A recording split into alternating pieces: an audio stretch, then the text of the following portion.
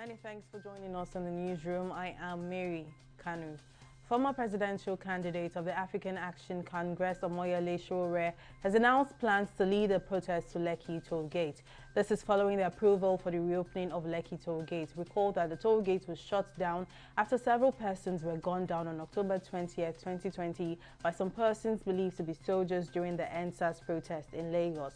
The toll gate is, however, set to be reopened as the Lagos Judicial Panel, probing the alleged killing of NSAS protesters, returned control to its owner, the Lekki Concession Company. Sowore on his Twitter page has insisted that the toll gate remains shut until those behind the murder of those Nigerians be brought to book, and revealed that he would lead a protest at the toll gate on Saturday, February 13th, 2021, and has enjoined youth to join the protests. The Ogun State government has warned the leadership of the National Union of Road Transport Workers and their operatives to stay away from all parks and garages in the state to avoid incurring the full wrath of the law. The warning was made known in a statement issued by the State Commissioner for Information and Strategy, Wahid Odusile, on Sunday. According to Odusile, it became necessary in view of intelligence reports by security agencies that the union was planning to resume collection of dues and revenues on behalf of the government at the motor parks and garages in the state. The Ekiti State government has filed a suit against Inspector General of Police Mohammed Adamu over the dismissal of an unmarried pregnant policewoman Omolola Olajide from the police force. The Attorney General of the state, Wale Fapohunda, who filed the suit at the Federal High Court in Ado-Ekiti, seeks the striking out of Section 127 of the Police Act and Regulations, which the state government argues is discriminatory and violates constitutional provisions.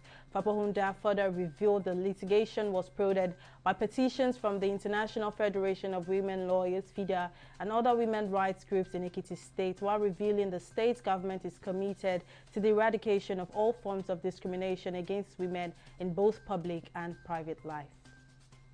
And in the COVID stories, officials from Iran have announced a second locally manufactured COVID-19 vaccine will soon begin human trials. The vaccine Razi-Cov-Pars was unveiled on Sunday in a ceremony in Tehran attended by a host of high-level officials. According to the spokesman of Iran's Food and Drug Administration, the vaccine will be tested on 130 volunteers in its first phase, saying the vaccine will be evaluated both in the form of injection and inhalation in its first phase, with the results deciding its final use protocol. And now in business, the Minister of Transportation, Rotimi Amechi, has said that the Kano Maradi Niger Republic Railway project will cost the federal government the sum of $1.9 billion, with the funds expected to be mostly sourced from Europe.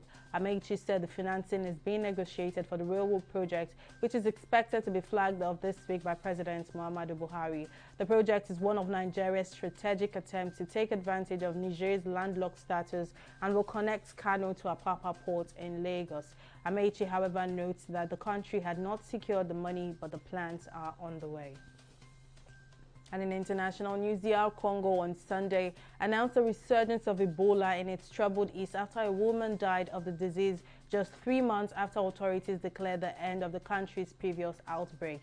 The country's health ministry said the woman, who showed symptoms on the 1st of February in the town of Biena, North Kivu, died in a hospital 2 days later. She was married to a man who had contracted the virus in a previous outbreak.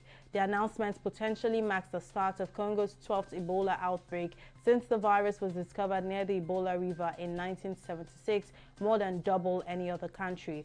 According to the World Health Organization, more than 70 people who came in contact with the dead woman have been tracked, and the places she visited are being disinfected, which is helping with the response, while samples have been sent to the capital Kinshasa to confirm the link to the previous outbreak. And in sports, the second national under-17 cricket championship, sponsored by PwC, ended in Benin City on Sunday, with the South-South team securing the honors at stake. Theophilus Adolphus-Ibodeme, coach of the winning team, said the talent of his players and his faith in them led South-South to victory in the 4-day championship. Yahaya Okenwa, president of the Nigeria Cricket Federation (NCF), has expressed delight at the talent and skills on display, saying it was proof that Nigeria cricket is on the right path. And that's it for now in the newsroom. We'll be back at the top of the hour for more updates. I am Mary Kano. Kano.